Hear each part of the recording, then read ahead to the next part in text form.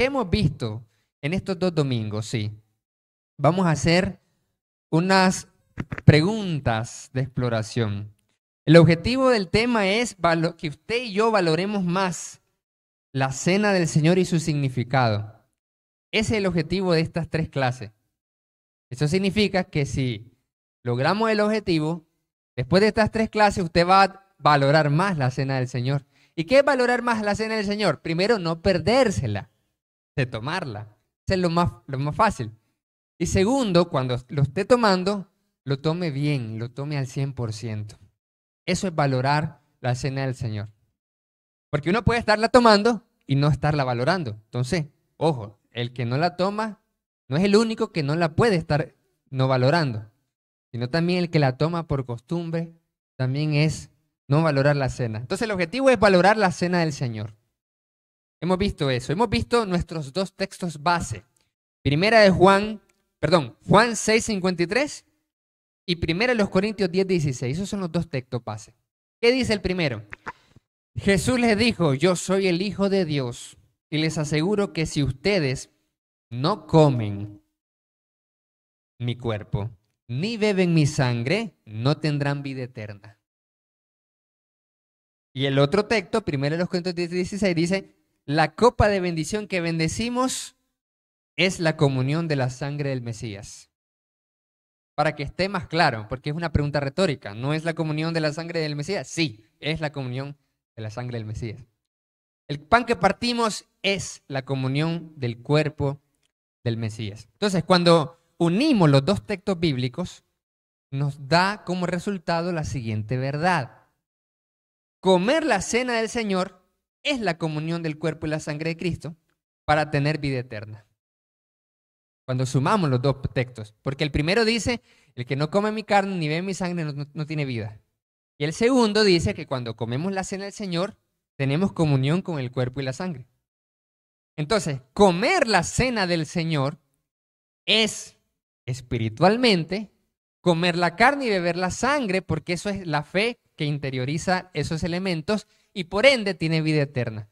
Entonces, si usted se deja de congregar y deja de tomar la cena, entonces no está comiendo el cuerpo y la sangre de Jesús. Ni hablar si todavía usted no es bautizado, porque si todavía usted no es bautizado, no está comiendo ni bebiendo la carne de Jesús ni la sangre. ¿Qué le pasa al que no come la carne ni bebe la sangre? No tiene vida eterna. No tiene vida eterna. ¿Estamos siendo claros, amados hermanos? Amén. No tiene vida eterna.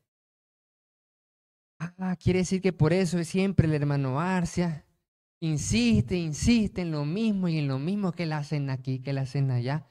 Correcto. Porque no tiene vida eterna y no se congrega fielmente. ¿Ya? No tiene vida eterna. Que eso le quede claro y que a mí me quede claro. Que si no comemos la carne de Jesús ni no bebemos su sangre, no tenemos vida eterna. Entonces, por eso es la insistencia. Porque es para salvarlo a usted de la condenación, para salvarnos del infierno. Porque ¿qué es no tener vida eterna? ¿Qué es no tener vida eterna? Ir camino a la condenación, ¿sí o no, hermano Julio? Eso es. Eso es. El camino a la condenación es no tener vida eterna. Entonces, comer la cena del Señor es la comunión del cuerpo y la sangre de Cristo para tener vida. Y he ahí nuestra insistencia de que no se deje de congregar, hermanazo, que tome la cena del Señor todos los domingos. Cuando uno es consciente de eso, mire bien, cuando uno está convencido de eso y no es como que un tema menor, entonces, si usted no toma la cena del Señor un solo domingo, mire, le va a pasar una angustia fea. Yo me acuerdo que a mí me pasó eso también. Hace rato. Tenía como algunos añitos de haberme bautizado. Un domingo no pude llegar a la iglesia, no sé por qué, no me acuerdo. Pero yo no tomé la cena del Señor ese domingo. Entonces yo dije, Señor Dios mío, que pase rápido esta semana. Que pase rápido para el otro domingo. Entonces yo pasé lunes, martes, miércoles, jueves, viernes, sábado, angustiado, afligido porque el domingo yo no había adorado completamente a Dios. Estaba angustiado. Yo decía, si me muero el lunes, si me muero el martes, si me muero el miércoles, yo no tengo vida eterna. Ya, yo me voy. Porque no fue por una razón de peso, decía yo, que no me congregué y no tomé la cena, sino fue sin nada de justificación. Entonces, de lunes al sábado yo no pasaba tranquilo. ¿A cuánto nos pasa eso si no nos congregamos? ¿Sí o no, verdad, hermanazo? Ahí está, mire, hermano Velázquez. Me acuerdo más por el apellido. Entonces, ahí está, mire, nos pasa eso. Pero lamentablemente no todos tienen eso. Uno puede que no tomar la cena y pasa tranquilo de lunes a sábado como que nada pasó. Así de tranquilo. Pero ¿cómo es posible? Digo yo. ¿Cómo es posible que uno pueda pasar tranquilo de lunes al sábado si no se congregó bien? O si no tomó la cena del Señor bien, no puede pasar uno tranquilo. Pero es que cuando eso pasa, cuando usted sabe que comer la cena del Señor es la comunión del cuerpo y la sangre de Cristo para tener vida eterna. Si no, nos da igual congregarme o no, tomar la cena o no. Lo mismo me da. Y de lunes a sábado me paso tranquilo de la vida. Eso no debe ser así. Entonces, ¿qué hemos visto? Uno, vimos el significado de comer el cuerpo y beber la sangre de Cristo. Mire que esto está, como tenemos malo el internet ahorita, no vemos bien lo que dice acá. Dice, uno, ¿qué significa comer el cuerpo y beber la sangre de Cristo? Dijimos, comer el cuerpo y beber la sangre es que usted y yo nos apoyemos nuestra confianza en que somos redimidos por ese sacrificio. Confiar en el sacrificio de Jesús y que eso lo ha redimido a usted al obedecer el Evangelio y está seguro que está comiendo y bebiendo esa vida eterna que están en el cuerpo y la sangre. Eso es comer y beber la carne y la sangre de Jesús. Eso significa. Entonces, cuando usted come el pan sin levadura y cuando bebe el jugo de la vid, usted se conecta espiritualmente a través de la conciencia en fe a la carne de Cristo y su significado y a la sangre de Cristo y su significado. Entonces usted dice, tengo la vida eterna de Cristo. Lo recuerda. Hagan esto en memoria de mí. Hagan esto en memoria de mí. Entonces, y lo segundo que vimos fue que qué significa el pan y la copa. Vimos que Jesús comenzó a ordenar a los discípulos a tomar la cena del Señor en su última cena en día de Pascua, en la fiesta de la Pascua. ¿Y qué era la fiesta de la Pascua? ¿Qué significaba la palabra Pascua? Dijimos. ¿Cualquier voluntario? ¿Cómo? Pascua. La palabra Pascua, ¿qué significa? Bárbaro. Del griego pesá, que significa pasar por alto. Excelente, gracias hermanazo. Pasar por alto. ¿Por qué pasar por alto? El ángel que le quitaba la vida a los primogénitos egipcios pasaba por alto cuando veía en la casa de un judío, de un israelita, la mancha de la sangre. ¿Ya? Porque degollaban un cordero, comían el cordero asado. ¿Se acuerdan? Comían panes sin levadura, con hierbas amargas. Entonces, esa sangre recordaba la sangre de Cristo. Y ese jugo de la vid que usted toma y yo todos los domingos nos recuerda la sangre de Jesús. Entonces, eso lo vimos. Eso lo vimos. Vimos por qué era pan sin levadura, porque es un pan santo y porque es por la prisa de la salida. Vimos también la transubstanciación. Dijimos que no es que se convierte el pan en carne literalmente, ni el jugo de la vid en sangre literalmente, sino que significa como una metáfora. Eso lo vimos el día anterior.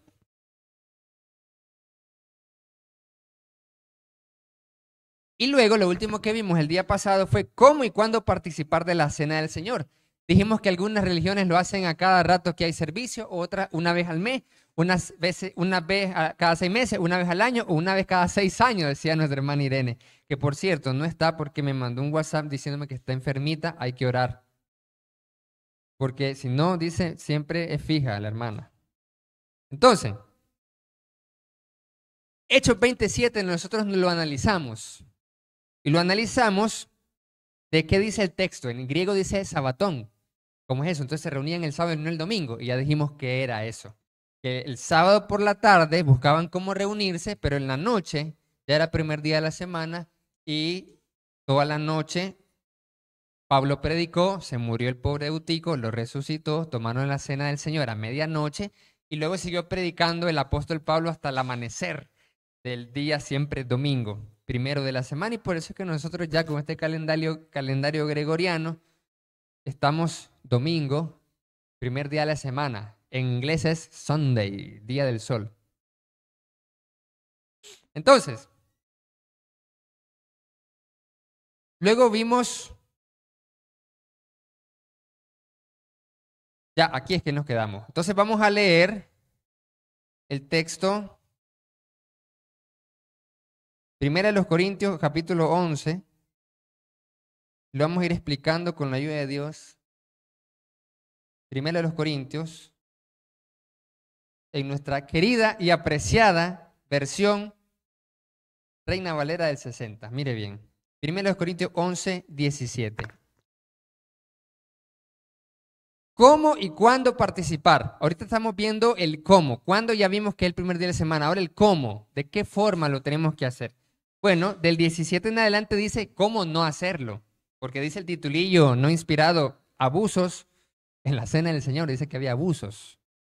Dice, pero al anunciarles esto que sigue, no los alabo a ustedes, porque no se congregan para lo mejor, sino para lo peor.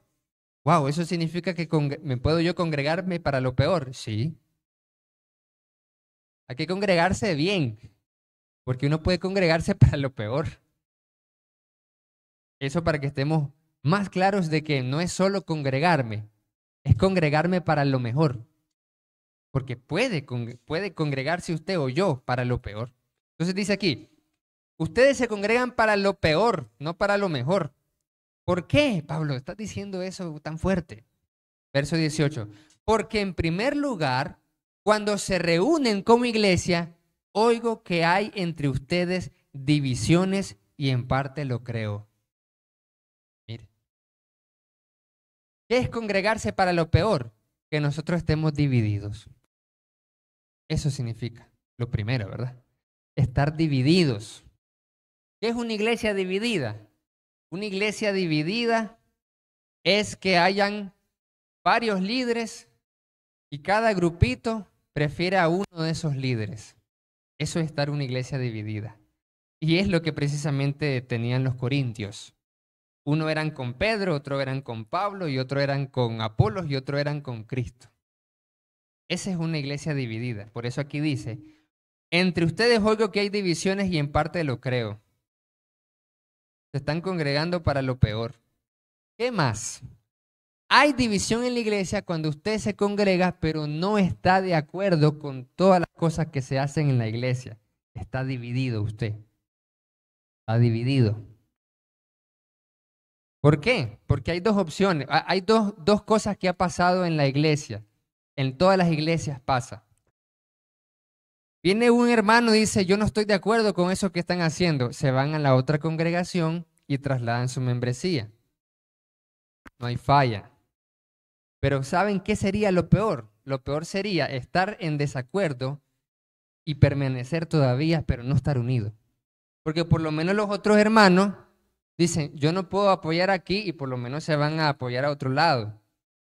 Pero estar como ni frío ni caliente, eso hace vomitar a Jesús. ¿Ya se fijó? Dice el Apocalipsis, ojalá fuera frío o caliente, pero no tibio.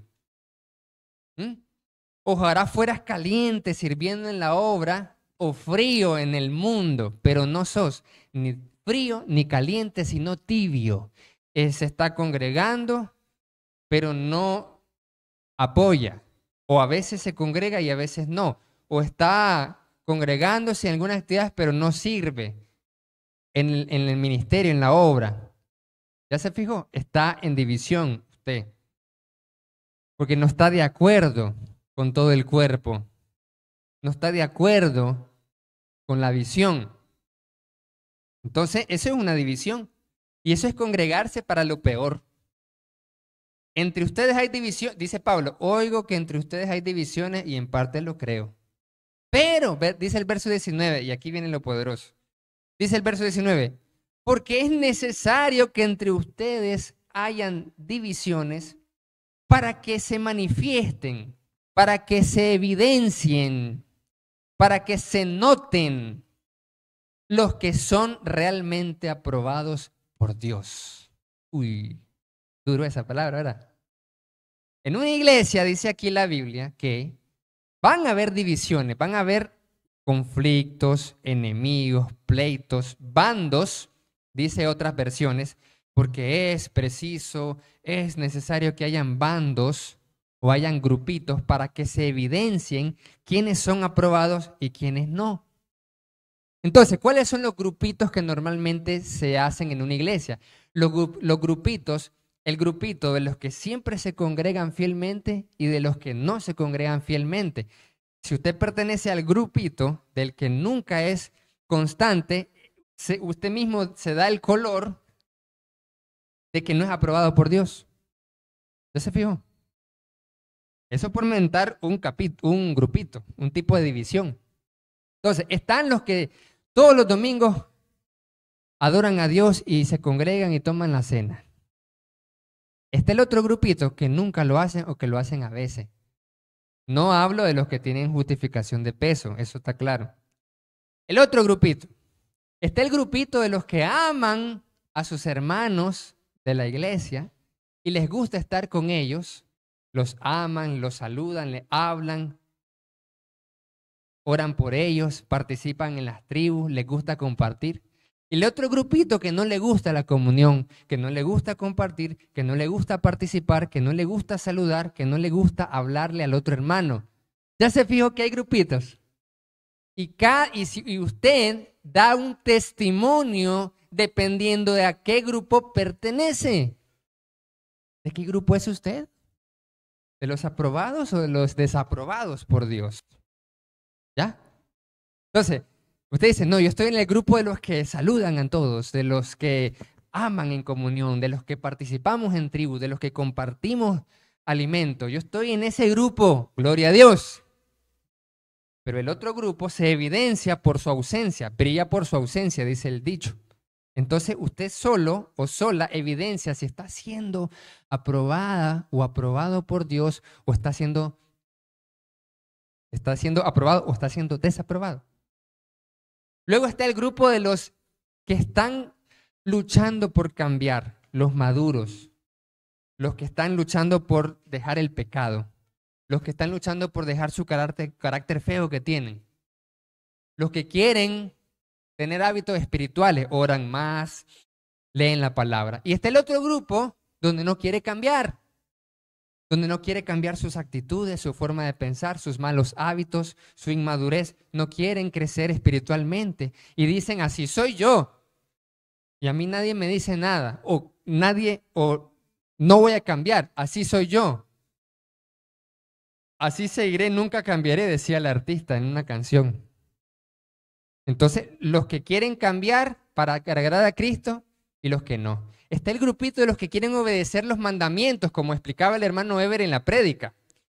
Los que perseveran cumpliendo los mandamientos de Dios y la fe en Jesús, y el otro grupo de los que no obedecen a los mandamientos de Dios y no tienen la fe. Ese es el otro grupo. Entonces, ya se fijó que solo usted, solita usted y yo, doy el color que quiero dar. El color de los fieles o de los infieles, de los constantes o de los inconstantes, de los que adoran completamente y de los que no, de los que tienen comunión y de los que no quieren participar. Usted solo sea el color. Pero normalmente, ¿qué hace uno como miembro? Echarle la culpa al líder. Así era yo cuando estaba en la iglesia de Cristo en el barrio Habana. Mis líderes eran los malos. Mi líder evangelista, el hermano Bismar, era el malo para mí. El Cristóbal Mendoza era el malo. Pero yo era el que tenía que crecer y madurar más. Entonces, me acuerdo cómo me hablaba el hermano Bismar con su voz de locutor bien ronco. Hermano, que tenía que componerme, que tenía que mejorar. Entonces uno se evidencia solo. ¿En qué grupo está, hermano? Dice aquí, es necesario que hayan grupitos, bandos, divisiones para que se manifiesten entre ustedes los que son aprobados y los que no son aprobados. Está el grupo de los que están involucrados en el ministerio, ya sea en el staff o servidores, y los que no colaboran.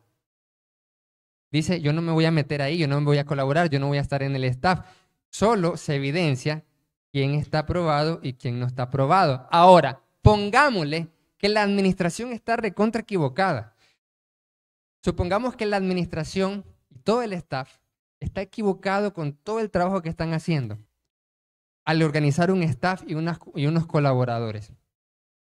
Entonces dice, por esa razón yo no me meto, yo no me involucro, o por esa razón yo no estoy en el staff. Si eso fuera así, ser tibio es la peor decisión que puede tomar.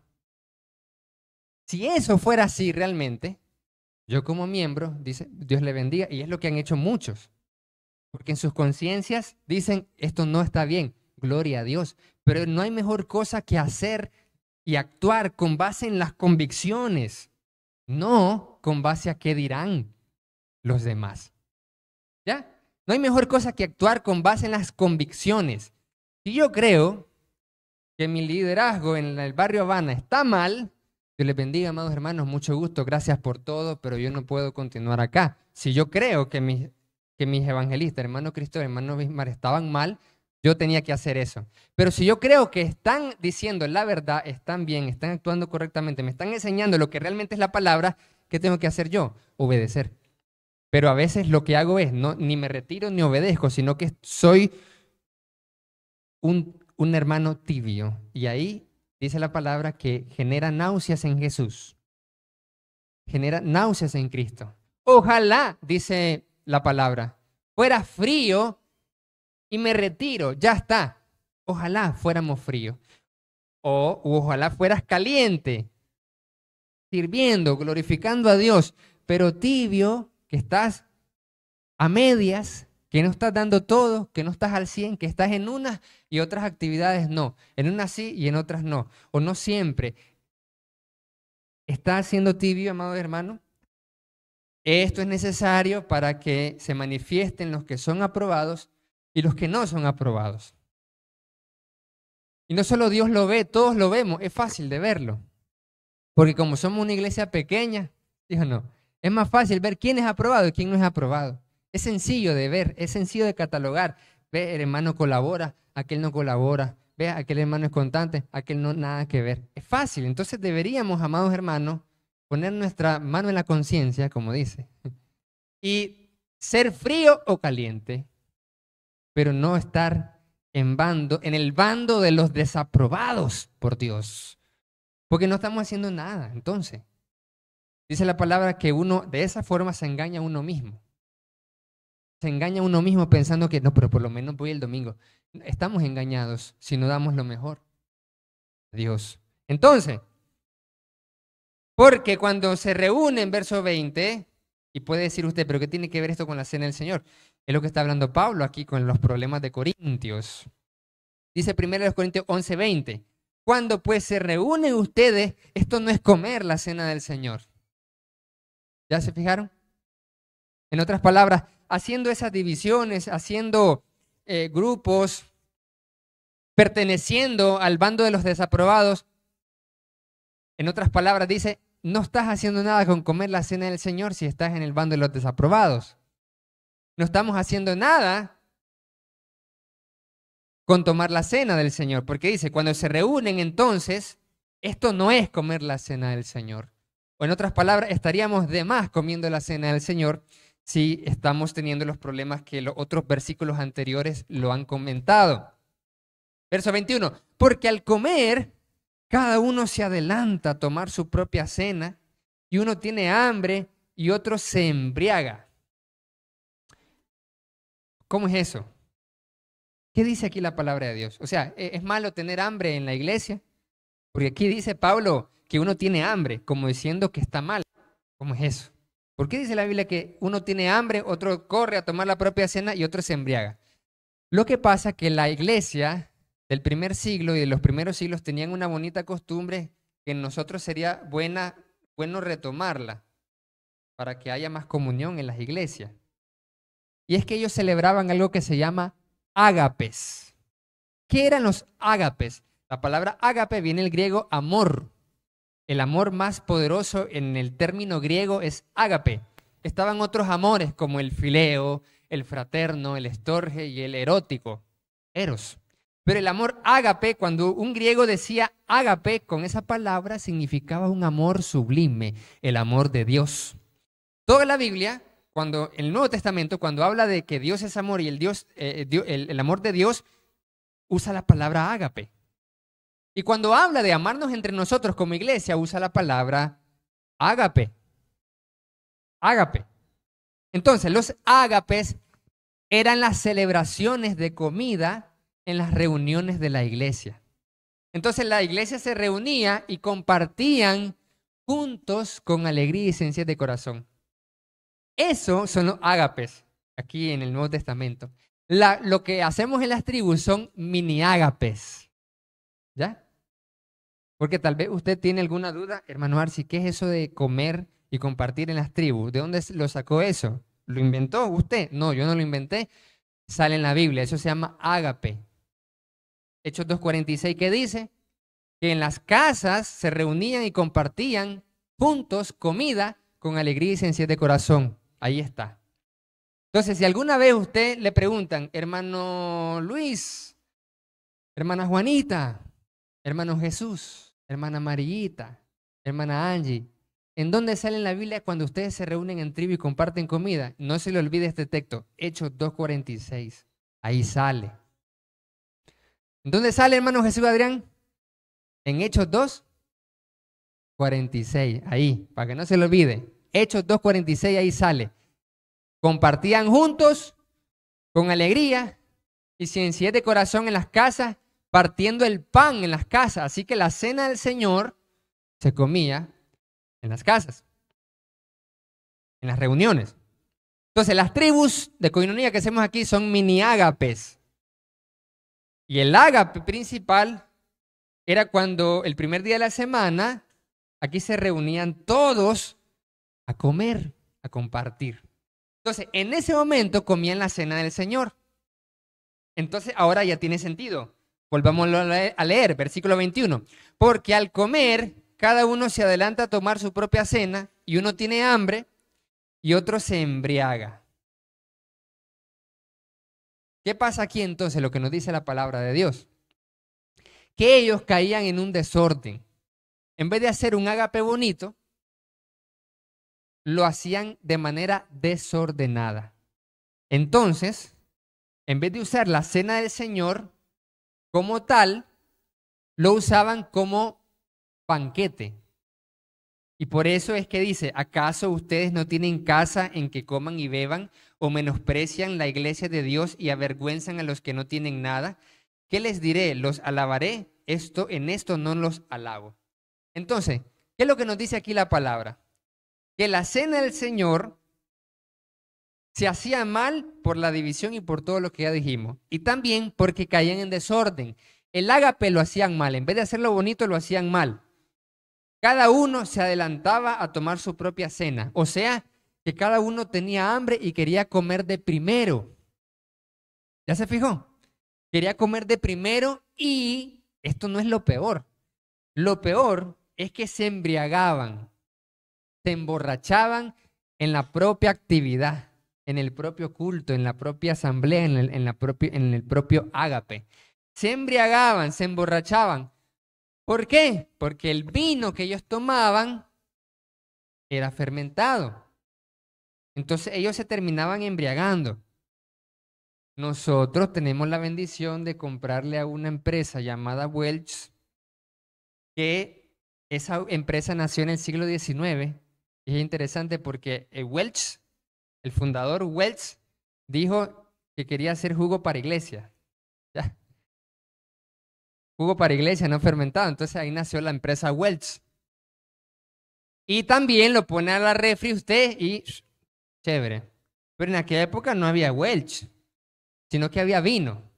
Entonces eso era lo que se ocupaba. Para que podamos comprender de que no es como que pecado si el jugo se le fermentó. No es que está pecando. Porque aquí los primeros siglos el vino era vino. Eso es lo que tomaban, vino. El pecado es emborracharse, no es que usted beba el jugo que se le fermentó después de 3 días que le llevaron los hermanos. El pecado es emborracharse. Entonces aquí dice, otro se embriaga, dice. Otro se embriaga. Entonces, ¿qué más hacían? ¿Qué más hacían? Que los que tenían más dinero llevaban más comida, pero no les quería compartir a los que no podían llevar. Eso era lo que pasaba. Dice, ustedes menosprecian a la iglesia de Dios y avergüenzan a los que no tienen nada. Más bien, ellos debían de hacer otra cosa en el ágape. Que los que compartían, los que tenían más dinero, tenían que compartir con el que no tenía. Pero ellos no hacían eso. ¿Saben lo que ellos decían? Que esta era la comida que ellos llevaban y que el otro que no tiene nada, no le daban, porque no ponía. Mire qué cosa. Por eso es que dice el verso 22. ¿Por qué ustedes avergüenzan a los que no tienen nada? ¿Qué les diré? Voy a alabarles en esto no los alabo. ¿Qué era lo que debían hacer? Movidos por el amor, 1 Corintios 13, y compartir con el que no tiene. Entonces, los de dinero llevaban la comida, compartían juntos con alegría y ciencia de corazón, pero el pobre hermanito que no podía llevar, pero el que realmente no puede llevar, porque uno a veces es agarrado y no es generoso y no quiere compartir, esos son otros 100 pesos. Pero hablamos del que sí puede compartir, pero no, y el que no puede realmente compartir el alimento, entonces viene usted y el que tiene que compartir, a ver, hagamos, y eso es lo que hacemos en las tribus. En las tribus de Coinonía hacemos mini ágapes. Entonces, en el mini ágape, todos pueden compartir porque todos trabajan, tienen ingresos, gloria a Dios. Pero si estamos hablando de un hermanito o una hermanita que no tiene ingreso, no tiene el todo, con costo, entonces los que sí tienen trabajo, los que sí tienen ingreso, y que a veces trabajamos hasta los domingos, entonces tenemos ingreso, compartimos con el que no tiene, el pobre hermano que está desempleado, con el que no tiene dinero. Entonces, ¿pero qué hacían ellos? Los que sí compartían no le daban al que no llevaba porque no llevaba, pero él no era que no quería llevar, no era que no quería llevar, era que no tenía de verdad, en vez de ser un medio de bendición para el pobre hambriento, lo que dice Santiago. Entonces, no voy a alabar este relajo que hacen en la cena del Señor, dice aquí el apóstol Pablo. Entonces, no es que sea pecado con estos textos hacer un ágape, no es así. Porque aquí y en un montón de iglesias, lo vemos en Facebook también, que siempre hay, a veces hacen esa alegría, esos ágapes que comparten comida y todos están comiendo alegre. No es que se está pecando. Pero el pecado aquí es convertir el momento de la cena del Señor en un banquete de relajo, ¿ya? En un banquete donde había borrachera y menosprecio al hermano, que en vez de compartirle para que el pobre que coma también, entonces lo menospreciaba. Y esa cuestión fue algo muy bonito que hacíamos siempre en la iglesia donde yo me bauticé, en Managua. Esa iglesia se llamaba Iglesia de Cristo en el barrio La Fuente, en Managua. Ahí yo me bauticé, gracias a Dios, el 31 de diciembre del 2006. Ahí los últimos domingos de cada mes se hacía ese ágape. Y entonces, ¿qué hacíamos ahí?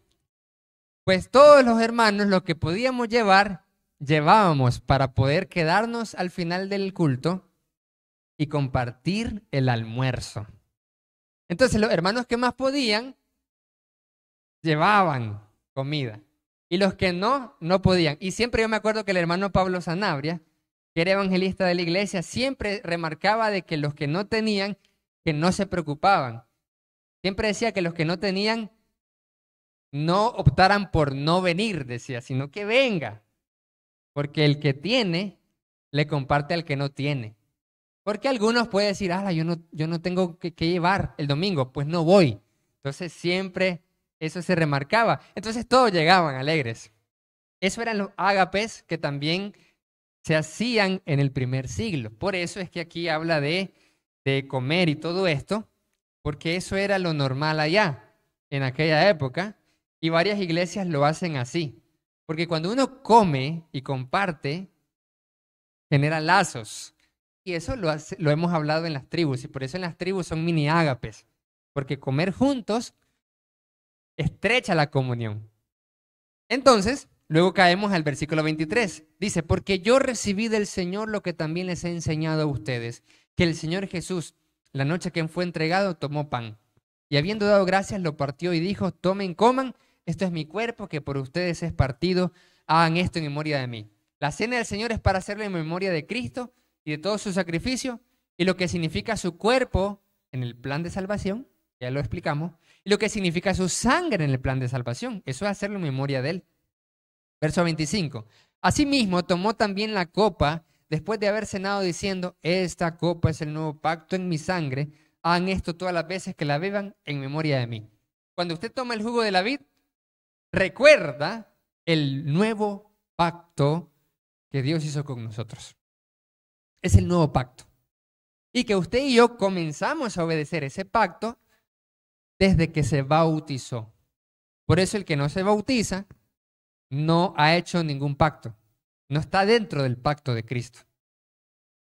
Allí comienza el pacto. Entonces, después de eso, cada domingo que toma usted de la cena del Señor, usted recuerda y dice aquí, esta copa es el nuevo pacto en mi sangre.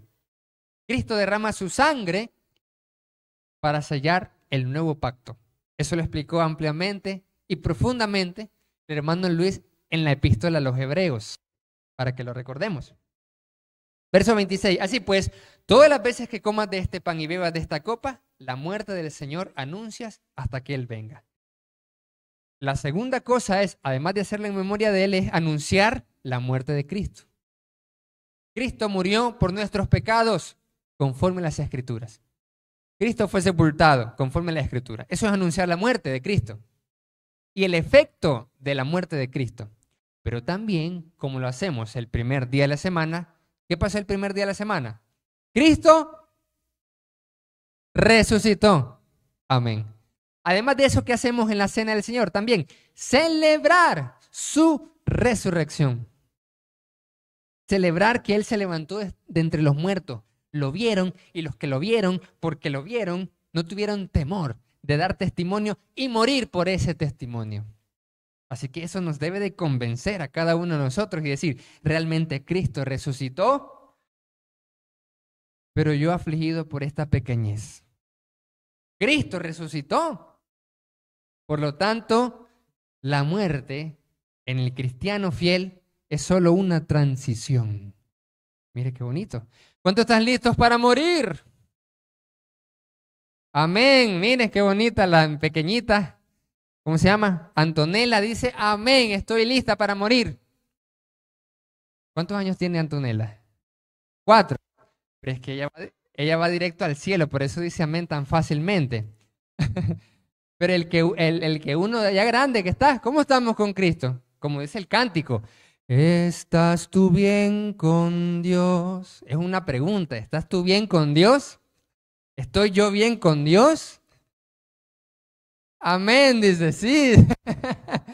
Sí, está usted bien con Dios, correcto, mire qué bonito. Ahora viene el verso 27 para responder a la pregunta, ¿estás tú bien con Dios? Y aquí vamos a aclarar varias cosas que muchos tienen a veces y por eso no toman la cena del Señor nunca, porque nunca se sienten dignos. Ahí lo vamos a ver esto. Dice, 1 Corintios 11:27, de manera que cualquiera que coma este pan o beba de esta copa del Señor indignamente será culpado del cuerpo y de la sangre del Señor. Ser culpado de la mismísima muerte de Cristo. Ser culpado como que usted fue el responsable directo, principal de haber asesinado a un inocente, y este inocente es Jesús. Eso pasará si tomamos la cena del Señor indignamente. O sea, estaríamos ofendiendo a Dios, estaríamos menospreciando su sacrificio, estaríamos mal. Pero ¿qué es tomar la cena indignamente? ¿Qué significa eso de lo indigno? Verso 28. Por tanto, pruébese cada uno a sí mismo y coma así del pan y beba de la copa. Dice aquí que hay que autoexaminarse, probarse.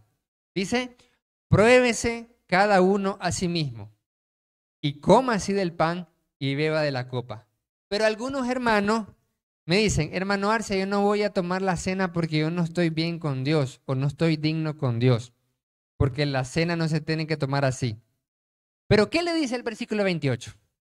El versículo 28 dice, por tanto, deje de comer la cena del Señor porque está indigno. No dice que la deje de comer, no dice que la deje de tomar. ¿Ah? Correcto, ahí está, dice el hermano Erlis. El problema es que si usted la come mal, está mal. Y si no la come, también está mal. Las dos opciones están mal. Entonces, a veces el hermano, correcto, a veces el hermano cree que no tomando la cena del Señor porque está mal, va a estar menos mal. Entonces dice, no, estoy mal, pero si como la cena voy a estar peor. Entonces, en vez de estar entre peor y mal, estoy mal. Tiene sentido, ¿verdad? Tiene su lógica. Correcto, tiene su lógica. En vez de estar peor, prefiere estar mal y no estar peor. Pero Dios no dice eso. No dice, en vez de estarte peor, estate mal. No. No dice, deja de comer la cena. Dice, pruébese cada uno a sí mismo y coma así del pan. No dice, deje de comer. Dice, coma así del pan. No dice, deje de beber. Dice, y beba así de la copa. Entonces, la solución es probarse. ¿Qué es probarse? Es que usted se dé cuenta que está mal, deje de practicar el pecado y tome la cena. Pero ¿por qué muchas veces algunos optan por no tomar la cena? Porque no quieren dejar de pecar. Con razón. No quieren dejar el gustito de la iniquidad, el placer del pecado o de la maldad. Porque todo pecado genera placer. Sí, todo pecado. Y no solamente piensa en el pecado sexual, sino en todos los pecados generan placer. Por ejemplo, decimos nosotros, el que ama a su hermano es de Dios, el que no ama a su hermano es homicida, dice. Entonces, a veces usted deja de ir a la iglesia porque no le agrada a un hermano. O a veces usted deja de ir a la tribu de coinonía porque ya no le agrada a aquel hermano. Eso es placentero. ¿Por qué? Porque si, por ejemplo, viene usted y es un miembro que no ha madurado, entonces dice, ya no voy a la iglesia o ya no voy a la tribu. Y eso le genera un placer porque cree que está vengándose o está haciendo una protesta o está dañando a los líderes. ¿Ya se fijó? Se lo digo porque yo hacía eso cuando era joven. Yo pensaba que haciéndole algo, no apoyando algo, le hacía algo al evangelista. Se lo digo porque yo lo hacía.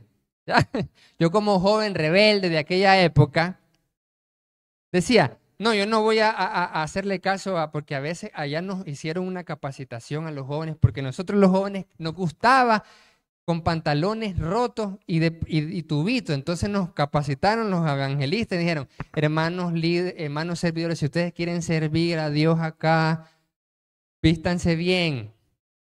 Pero nosotros los jóvenes somos rebeldes, nos gusta la rebeldía. Entonces entonces yo creía que no haciéndole caso, entonces le hacía un daño y eso me daba placer a mí, porque yo era el orgulloso. Entonces la venganza genera placer. Ya se fijó que no solamente lo sexual es placentero, no solo el pecado sexual es placentero, también todo pecado. Entonces, uno no toma la cena porque no quiere dejar el placer del pecado, el placer de la venganza. Dice, la venganza es dulce. El desquite, el pecado sexual, incluso la gula. Esa es otra cosa, mire, que ahora, hace poco, semanas atrás, he estado poco a poco abriendo los ojos, que lo vamos a ver Dios primero próximamente en otros mensajes. Las principales causas de muerte a nivel mundial son enfermedades del corazón, enfermedades que le llamamos nosotros derrame cerebral, enfermedades de cáncer y diabetes tipo 2 y presión arterial alta. Estas 5 cosas, sus principales factores que generan estas 5 cosas, que son las 5 principales causas de muerte en el mundo, lo genera la comida. La comida, la gula. Y esto, por ejemplo, que yo tengo acá, una pancita, dice, la pancita de casado. Nada que ver, no es pancita de casado. No es cierto, no es pancita de casado. La pancita de casado, y de casada también, la pancita es comer mucho. Pero no, si yo siento que como pan, pero no me lleno, es que el carbohidrato y el azúcar le da más hambre, haciéndole creer que no ha comido mucho. Y el arroz, bendito, no. Entonces, toda esa gula es un placer que genera enfermedad y al final genera muerte. ¿Cómo es posible? Cáncer, diabetes, enfermedades cardiovasculares, presión. Todo eso es por lo que comemos. ¡Wow! Y cuando nosotros vamos al médico y nos tomamos la altura con el peso, la mayoría de la población del mundo tiene sobrepeso. Y no es que estamos gorditos porque somos gorditos, es porque estamos en un sistema de maldad. La Matrix, que nos ha hecho creer de que, que el 80% de los productos que están en el supermercado son buenos, pero son malos porque tienen carbohidratos, tienen azúcar por montón. Pero no siento eso.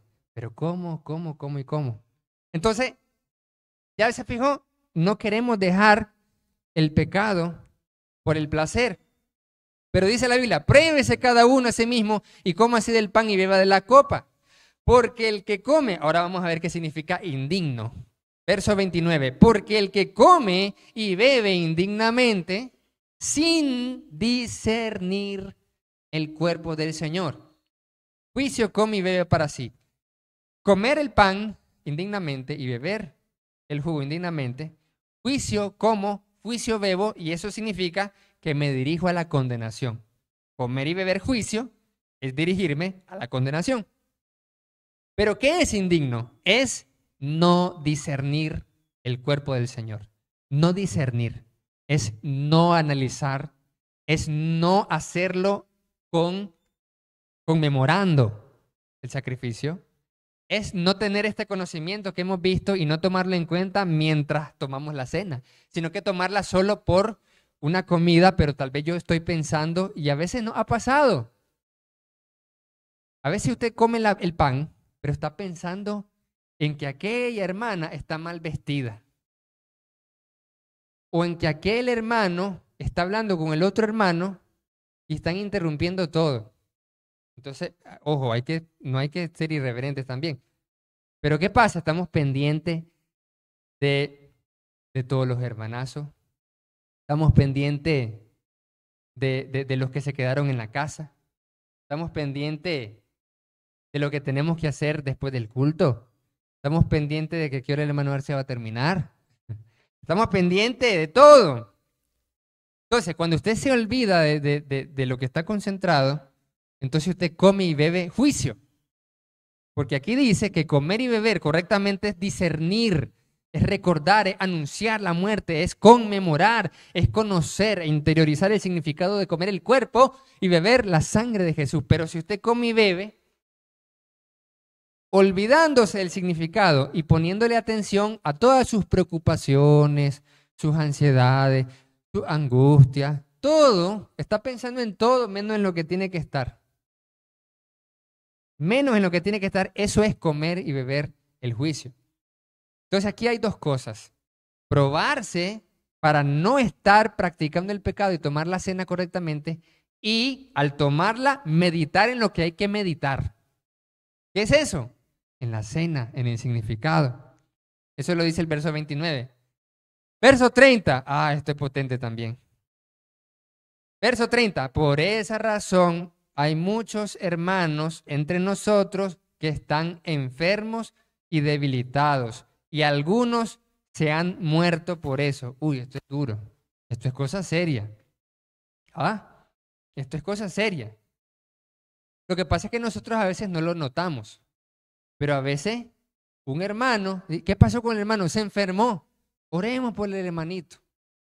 ¿Qué le pasó al hermano Arcia? Está enfermo. Oremos por el hermano Arcia. Pero usted no sabía lo que estaba haciendo el hermano Arcia día antes. Y en serio, ¿qué se pasa? Neta, como es el mexicano. Sí.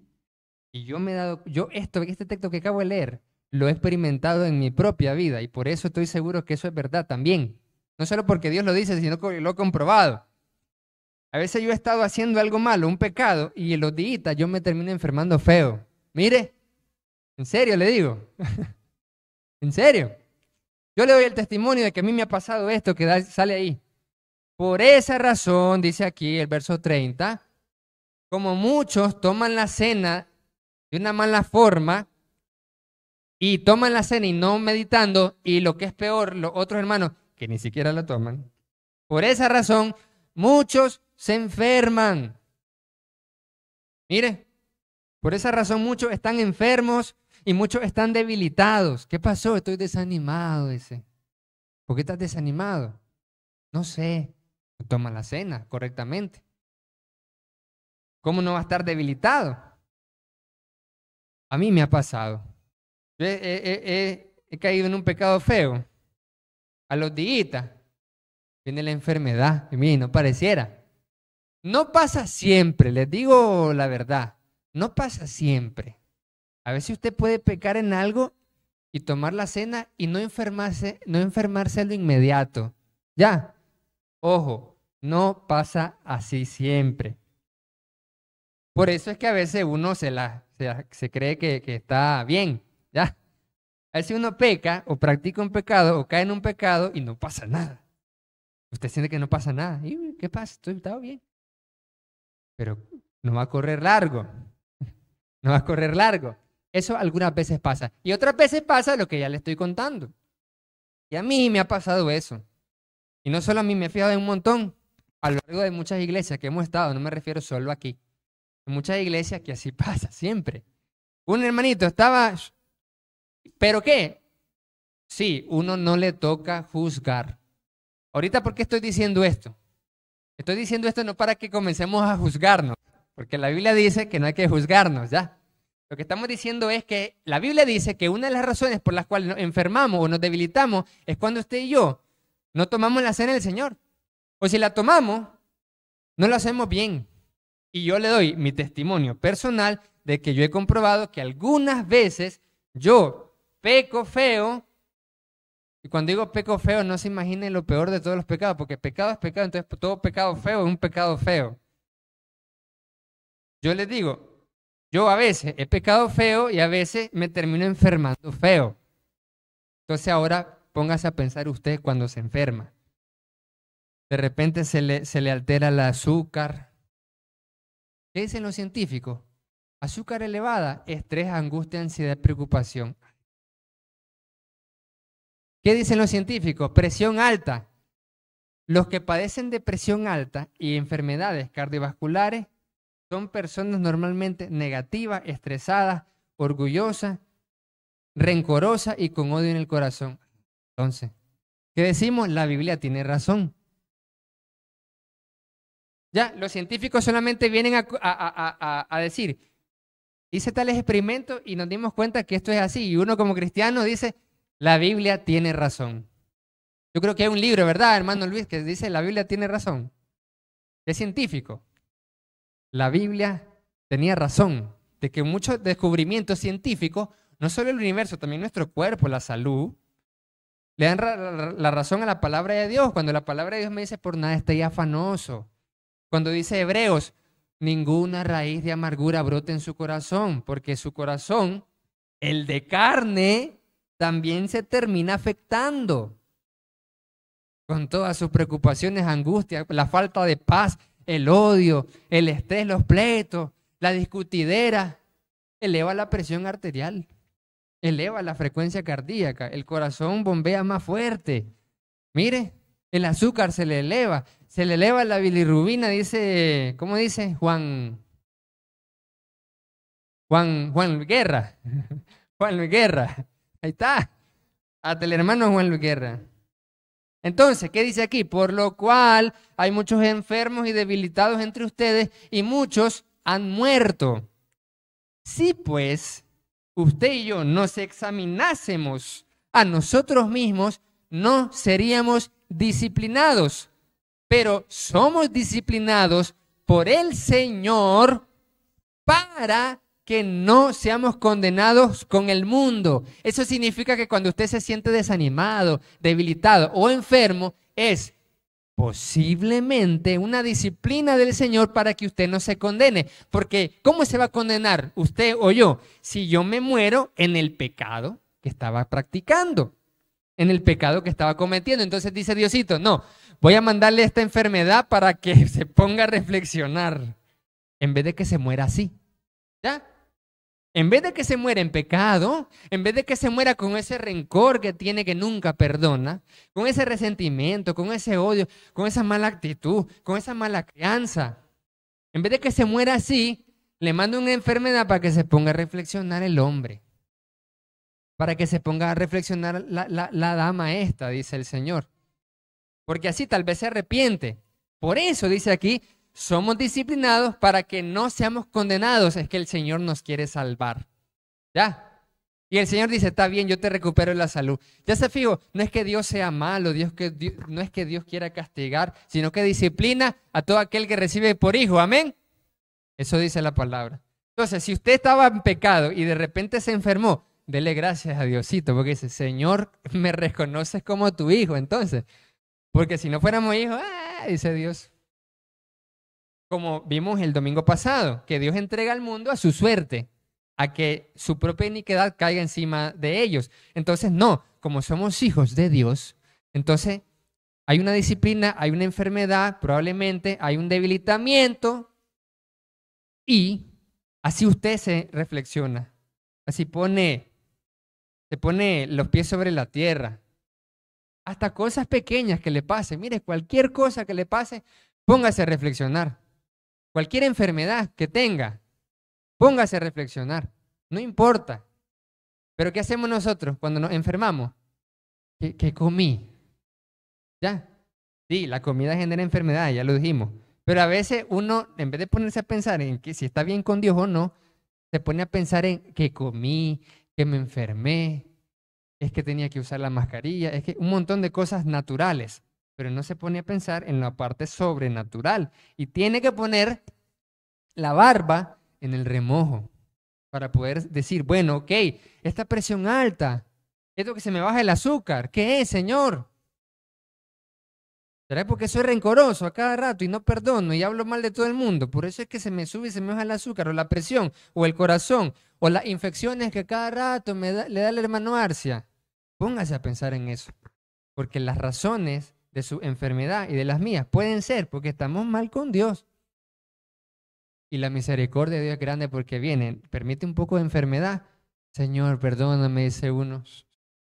Ya el Señor lo sana. Así como me pasó en el 2020, una lumbalgia toda fea, entrando en la iglesia acá. No podía, así estaba, miren, unos hermanitos me ayudaron a estar aquí. Así, todo feo. Pasé como una semana así. Horrible. Y entonces yo quería levantarme en la cama y de repente caí al piso y no podía ni levantarme. En el piso, Señor, entiende. Y ¿saben de qué me acordé ahí? Cuando no podía levantarme ni del suelo. Me acordé de Nabucodonosor. Cuando estaba comiendo hoja, ¿por qué? Porque se exaltó, así eso me acordé. Entonces yo dije, y no era que estaba exaltado, pero dije, Señor, recuerdo que me humillo delante de ti y tú eres el soberano. Y a la semana se me quitó. Mire, pero entrando en el ministerio acá, no podía ni alzar la vista al cielo como Nabucodonosor. ¿Para qué? ¿Qué dije yo en mi reflexión? Este es un recordatorio que Dios me dice, sé siempre humilde. Eso es lo que me estaba diciendo Dios. Acuérdate de darme la gloria a mí, dice Dios, siempre. Entonces, póngase a pensar, hermanazo, todos sus problemas, todas sus aflicciones, todas sus enfermedades. ¿Está bien con Dios o está mal con Dios? Más bien, hay que ponerse a pensar. Así que, amados míos hermanos, cuando se reúnan a comer, espérense unos a otros. Si alguno tuviere hambre, coma en su casa para que no se reúnan para juicio. Las demás cosas las pondré en orden cuando yo fuere, dice el apóstol Pablo. Entonces, hemos visto, amados hermanos, la cena del Señor, cómo tomarla, cómo beberla dignamente. Entonces, ahí el Señor instituyó la cena del Señor para hacer memoria de Él, dar gracia y recordar el significado de los elementos. Las palabras del Señor fueron, hagan esto en memoria de mí. ¿Qué significa? Recordando su sacrificio que hizo por nosotros, recordando sus palabras en la última cena, que fueron mi cuerpo, que por ustedes es partido, mi sangre, que por muchos es derramada para el perdón. Eso es lo que hay que hacer memoria. Asimismo, Jesús nos dice que cada vez que comamos y bebamos, anunciamos la muerte de Jesús hasta que Él venga. Esto implica anunciar su sepultura, resurrección y regreso.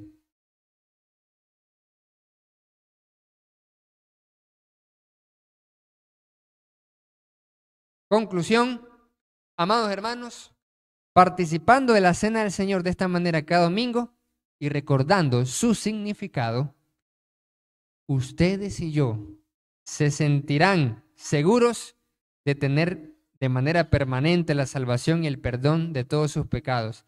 Al recordar cada primer día de la semana el pacto y la relación que hicieron con Dios en el bautismo, y se mantendrán motivados. Mire qué beneficio, porque a veces dice, hermano, yo es que yo estoy desanimado. Ok, aquí le estoy dando la solución para los que se desaniman. Tome la cena del Señor bien y se mantendrá motivado por permanecer dignos por estar para esta acción de gracias. Si no practicamos ningún pecado, debemos tener la plena seguridad que cada vez que participemos de la cena, gozamos de ser librados de la culpa y de la condenación y que realmente tenemos una relación excelente con la divinidad que nos da seguridad, bendición y sentido o propósito a todo. Tendremos la seguridad del pacto del perdón y salvación, la necesidad de ser librados de culpas, de condenación. Nos sentiremos seguros físicamente y emocionalmente por tener la gracia de Dios. Y por eso dice la palabra, la copa de bendición que bendecimos no es la comunión con la sangre de Cristo, el pan que partimos. ¿Y por qué le llama copa de bendición? Eso está en 1 Corintios 10:16. La copa de bendición que bendecimos es la comunión de la sangre de Cristo.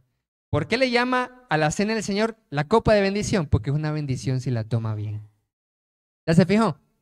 Tomarla mal, la cena del Señor, o no tomarla es maldición para usted y para mí.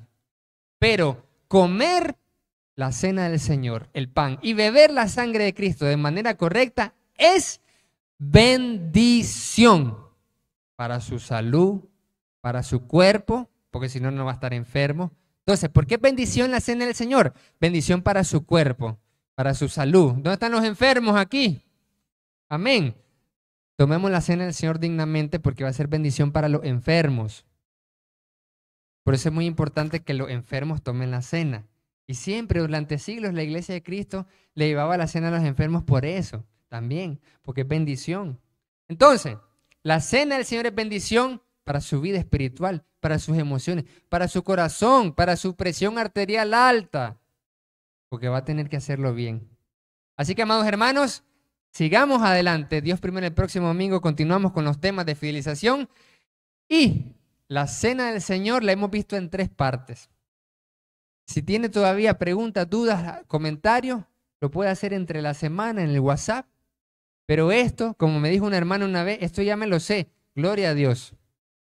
Si esto con estas 3 clases, no creo, dice uno, debe de dominar ya el tema, debe de saberlo ya, pero sobre todo obedecer a la palabra de Dios.